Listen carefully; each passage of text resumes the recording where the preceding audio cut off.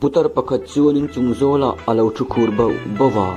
he thu hi asoi chuaka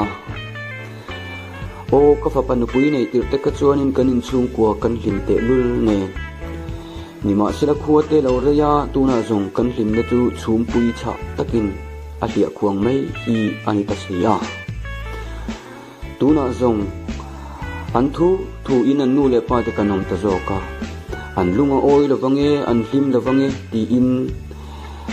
kan om renga an mit mei veng rengin minit tindar kartin kan om ta zoka kapapa chuan nupuyan na yenga anu le pa te minti ha damanga ti a kalau suang tu na chu katan phurit mai alo ni ta jok si a kapapa la chuan anu pui chu na me nin na manga ya keini la chu nupui chuan min nei tel de si lo alung oi lo hla vin ti lo renga ngai bok ne o hing nin hi avan lo mak tak em ti in asoi ve thot mai keini zi nga po hian nupui pasal kan nei te hian kan nu le pa te ti hinen ti hi kan em fi angai ta hle mai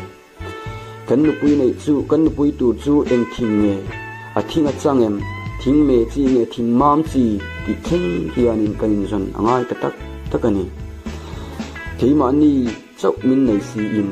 kan nu le pa ten nei tel si lo chuan chu hmanga ina king ba ya chuan in eng pin nge kan chu kwa kan hlim theyang le